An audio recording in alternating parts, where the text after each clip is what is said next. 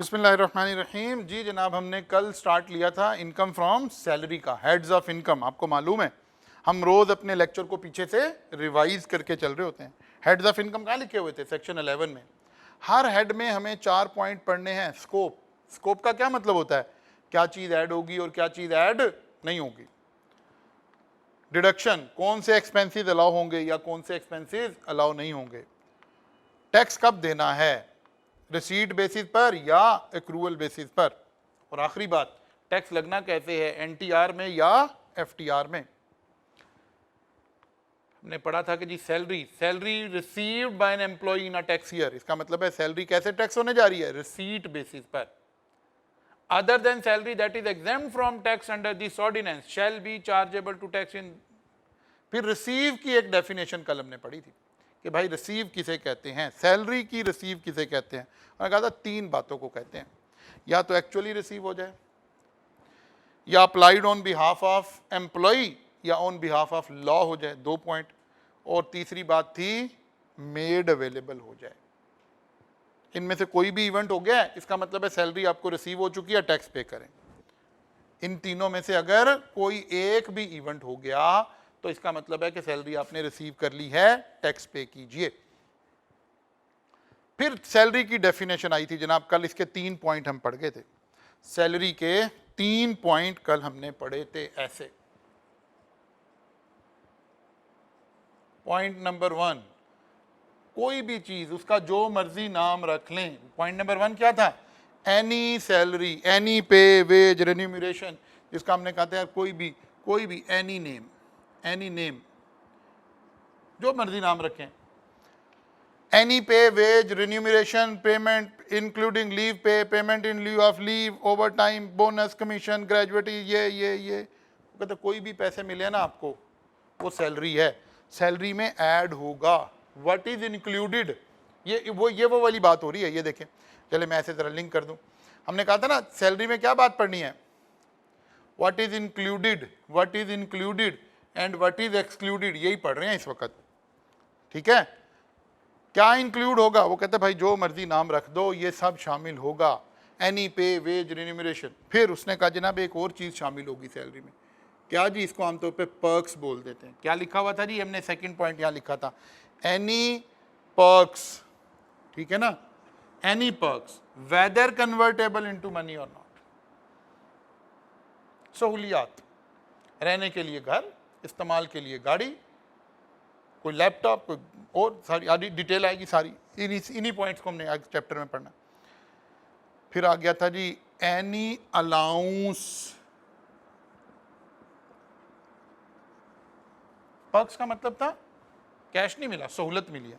Allowance का मतलब है कैश, सहूलत नहीं मिली, कैश मिला। वो कहता है ये भी सैलरी में शामिल होगा, ये भी सैलरी में शामिल होगा, ये भी सैलरी में शामिल होगा। लेकिन इसमें उसने एक नॉट इंक्लूडेड भी बताया। उसने कहा नहीं, अगर ये allowance Holi and exclusively for official duty है तो फिर शामिल नहीं होगा। कल का सारा लेक्चर की जान ये बात थी। But does not include, but shall not include any allowance solely expended in performance of employees duties of employment. लेकिन फिर उसे लगा कि यार लोग इसको मिस यूज ना करें।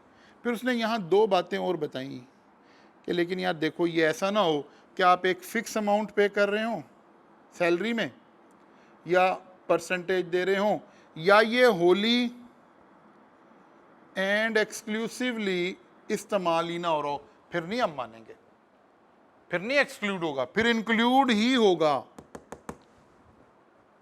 फिर इंक्लूड ही होगा। ये 3 पॉइंट कल हम पढ़ गए थे।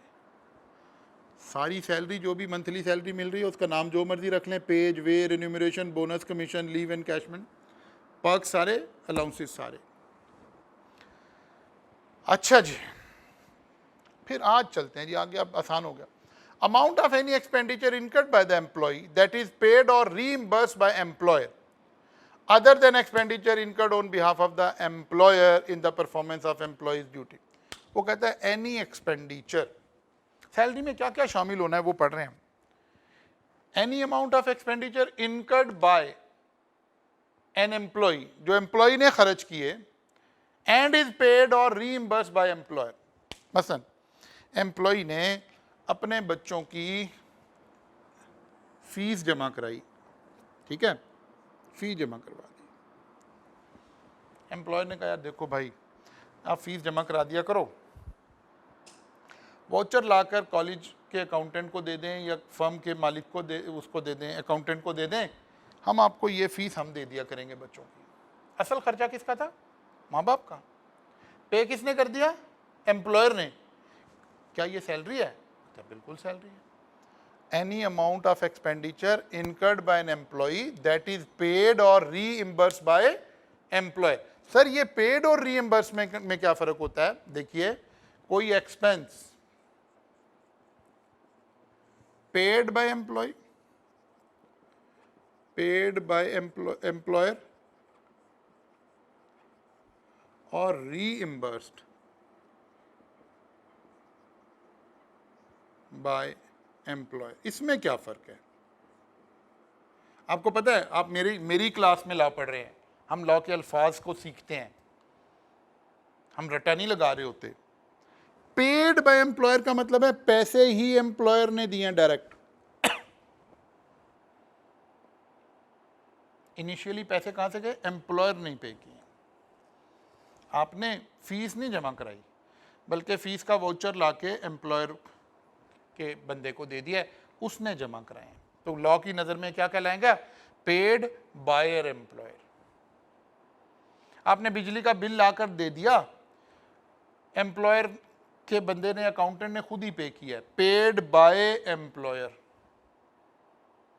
एक है नहीं, आपने बच्चों की फीस जमा करवा दी अपनी पॉकेट से, और वो जो जमा की हुई रसीद थी ना, बिल था, वो लाकर पैसे ले लिए हैं, कैश ले लिया है। इसको क्या कहते हैं? रीइंबर्स्ड होना। रीइंबर्स में पहले खर्चा आप अपनी पॉकेट से कर लेते हो, आकर पैसे ले लेते हो, बिल दिखाकर, खर्चा बताकर। क्योंकि लॉ ने कंप्रीहेंसिव बातें करनी हो, कहते हैं बात तो यार वैसे हमें भी आम जिंदगी में भी समझ आ रही है कि दोनों एक ही बातें हैं, लेकिन लॉ जरा डिटेल में चलता है ना।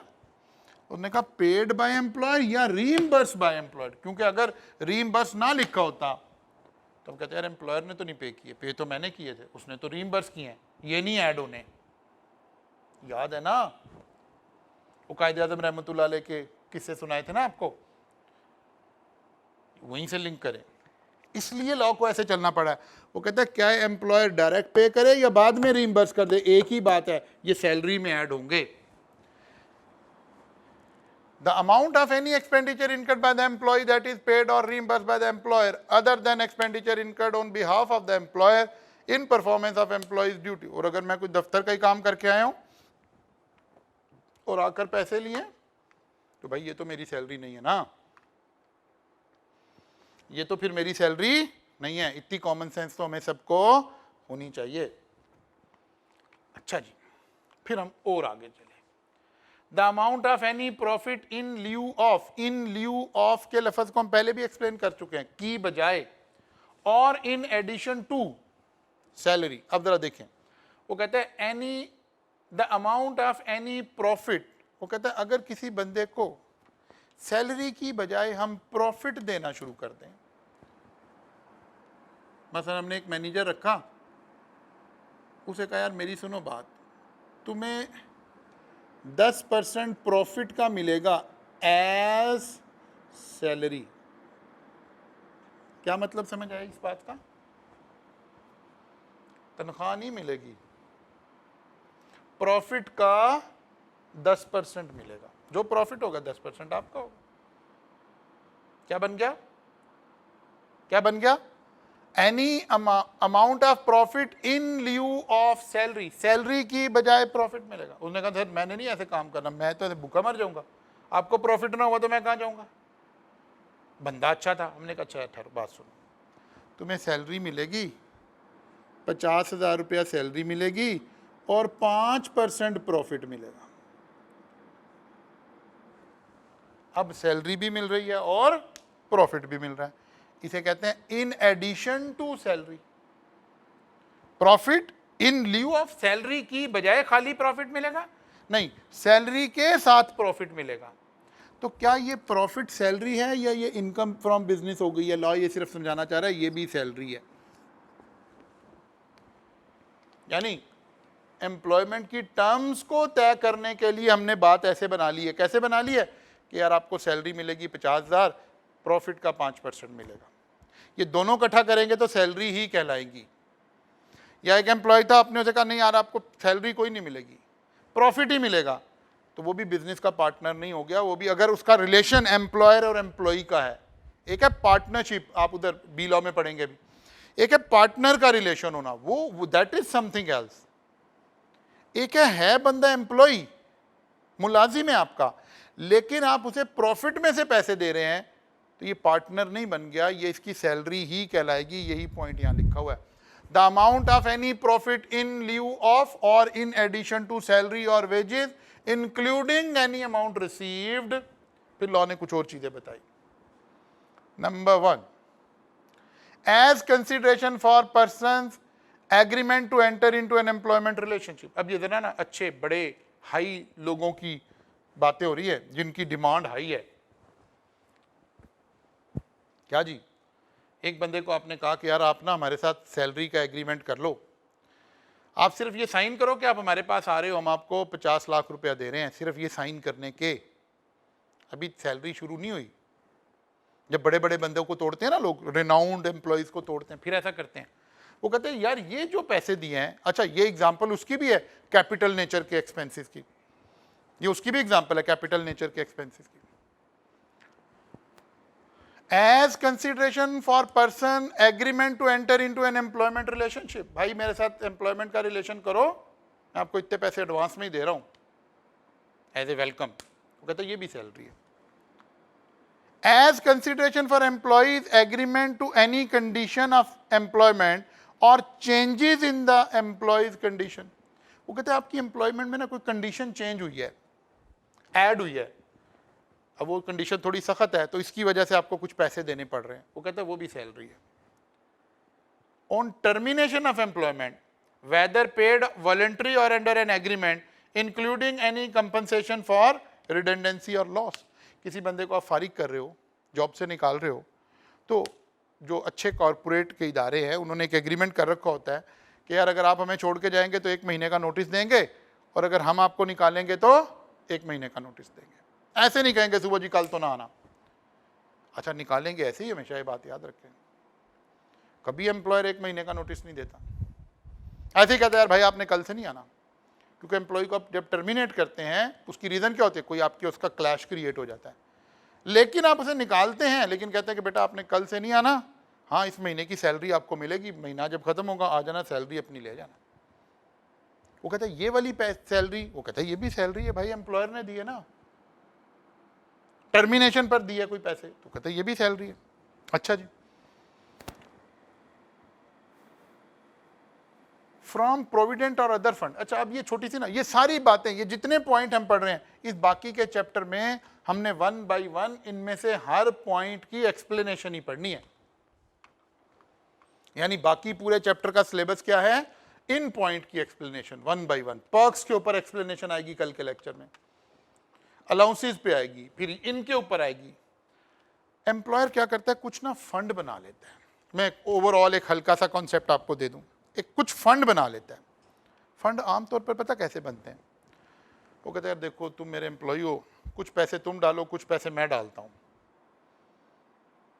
5% सैलरी का आपकी काट लेता हूँ, 5% मैं, ये 5% मैं वैसे ही बोल रहा हूँ, 5% मैं डालूंगा, हर महीने ये पैसे डाल के ना हम एक कमेटी डाल लेते हैं। अभी आप आसान लफ्ज़ इस्तेमाल करें, आपके पैसे इकट्ठे होने शुरू हो जाएंगे। इनको कहीं इन्वेस्टमेंट भी कर देंगे, अब तो आपने क्यूएम पढ़ लिया ना, उसके ऊपर कुछ टाइम वैल्यू ऑफ मनी भी ऐड हो जाएगी, इंटरेस्ट भी ऐड हो जाएगा। बेटा फ़ायदा ये होगा, कल को 20 साल के बाद जब इदारा छोड़ के जाओगे ना, तो आपको जाते वक्त 10, 12, 15 लाख, 20 लाख, 50, डिपेंडिंग ऑन कैसा एम्प्लॉय है, कितनी उसकी अमाउंट कट रही थी, आपको एक हैंडसम अमाउंट मिल जाएगी जाते वक्त। इन फंड्स के डिफरेंट नाम है, provident fund, gratuity fund, superannuation fund. ये नॉर्मली ऐसे ही चलते हैं, कुछ पैसे आप डालते हो यानी एज एन एम्प्लॉय, कुछ एम्प्लॉयर डालता है पैसे, और ये पैसे उठाकर कहीं इन्वेस्ट करते रहते हैं, वहाँ से वो पैसे बढ़ने शुरू हो जाते हैं। 5 साल बाद, 10 साल बाद, 20 साल बाद जब बंदा छोड़ के जा रहा होता है, रिटायर हो रहा होता है, उसको एक अमाउंट मिल जाती है। वो कहते हैं ये जो पैसे एम्प्लॉयर डाल रहा था इसका क्या स्टेटस है।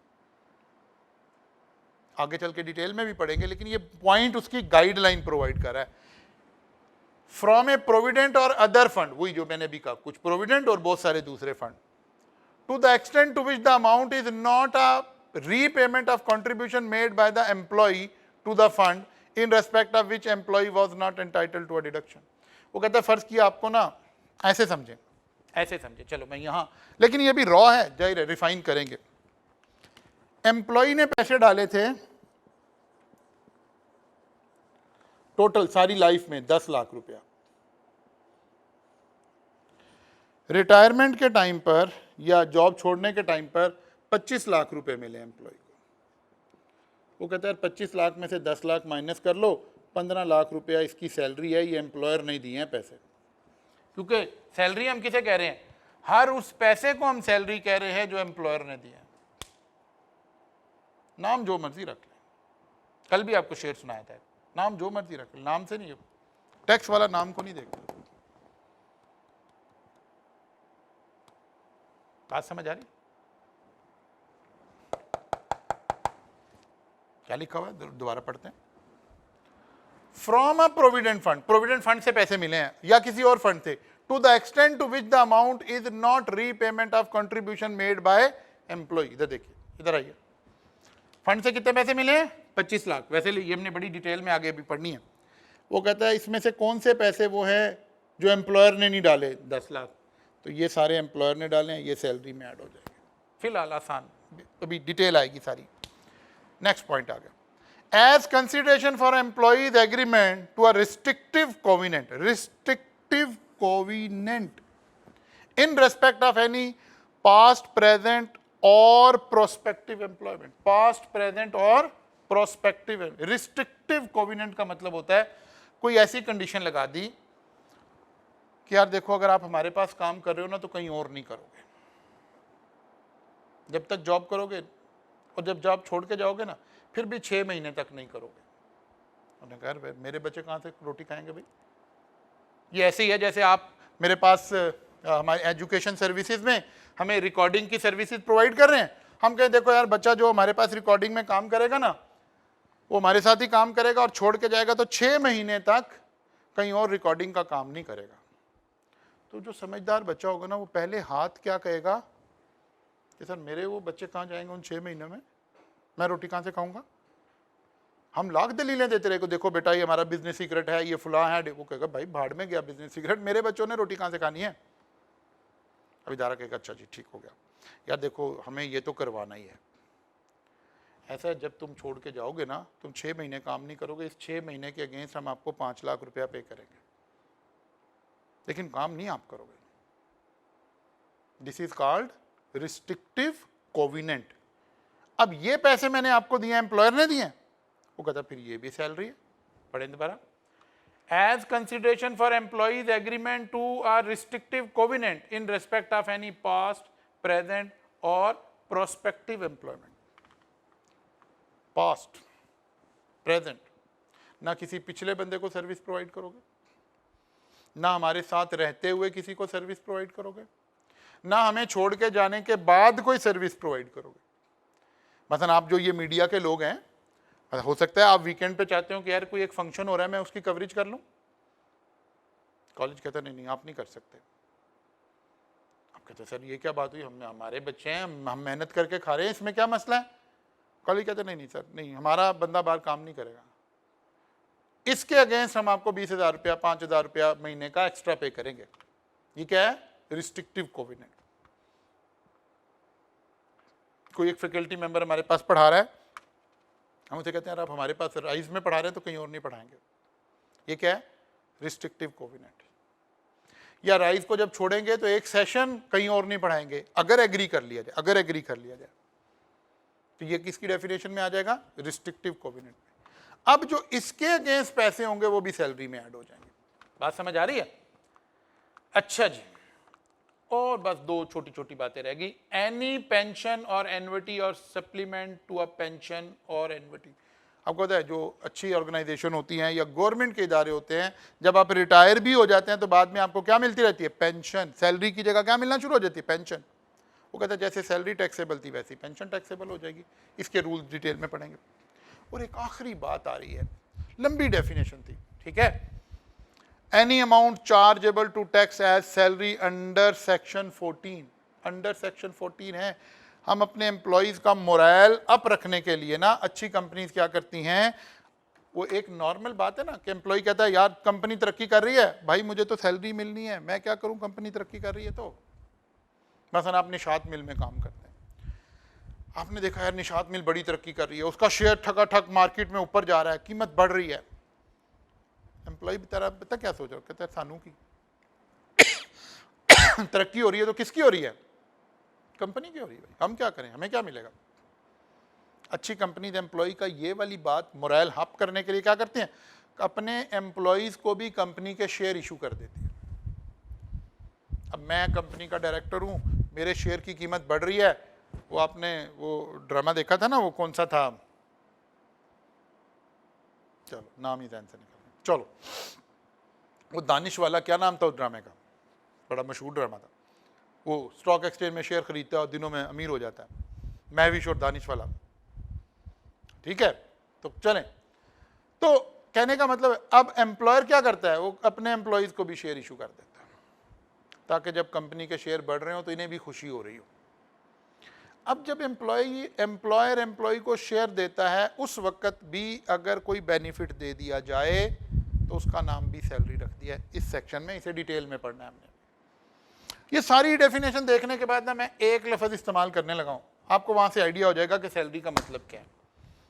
सैलरी का मतलब जनाब ये है कि एम्प्लॉयर और एम्प्लॉय के रिलेशन से, एम्प्लॉयर और एम्प्लॉय के रिलेशन से जब ये रिलेशन कायम हो गया ना, अब जो भी पैसे आपको दिए जा रहे हों, जिस भी हेड में दिए जा रहे हों, वो क्या कहलाएंगे, सैलरी। क्या है वो सैलरी की शक्ल में दिए जा रहे हों, क्या है वो सहूलियात की शक्ल में दिए जा रहे हों, क्या है वो अलाउंसेस की शक्ल में दिए जा रहे हों, क्या है वो रिस्ट्रिक्टिव कोविनेंट की शक्ल में दिए जा रहे हों, किसी भी तरह दिए जा रहे हों। यानी आप समझे, एम्प्लॉयर और एम्प्लॉय का रिलेशन बनने के बाद अगर आप कोई बेनिफिट उठा रहे हैं तो हर चीज़ सैलरी है, उस पर टैक्स देना है। सिर्फ एक चीज़ सैलरी में नहीं है शामिल,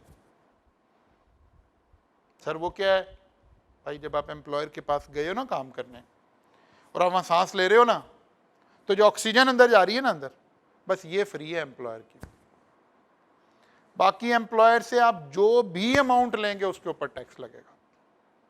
इस बात को याद रखेंगे तो डेफिनेशन समझना आसान हो जाएगी। अब अगले आने वाले सब लेक्चर में जब तक ये सैलरी का हेड चलेगा, 1 बाय 1 हम इन पॉइंट को एक्सप्लेन कर रहे होंगे। मसलन कल आएंगे तो हमारा पहला पॉइंट तो एक्सप्लेन करने की जरूरत नहीं है, पहले पॉइंट का तो सिर्फ ये मतलब था कि सैलरी का जो मर्जी नाम रख लेना वो सैलरी रहेगी। वो कहता सर सैलरी पे टैक्स बढ़ा है, कहता बेटा आप परेशान ना हो, हम आपको सैलरी नहीं दे रहे, हम तो आपको वेजेस दे रहे हैं। अगर इतना ही आसान होता टैक्स बचाना तो फिर तो मौज हो जाती ना, तो सैलरी का नाम चेंज कर लिया करते, बस हदिया रख देते जी उसका नाम, सैलरी नहीं बेटा आपको हदिया पे कर है, तो क्या एग्जेम्प्ट हो जाएगी, नहीं। पॉइंट नंबर 1 का तो बस यही मतलब है, सैलरी का नाम जो मर्जी रख लें, इट विल रिमेन सैलरी। तो कल का लेक्चर यहां से शुरू होगा पॉइंट नंबर 2 से, कि जो पर्क्स, जो सहूलियात आपको फराहम की गई हैं, इनको सैलरी में कैसे ऐड करना है। मसलन रहने के लिए घर है, लॉ कहता है नहीं नहीं नहीं आपने सहूलत दी है ना, ये सैलरी है, तो कितने पैसे ऐड होंगे फिर मेरे पास।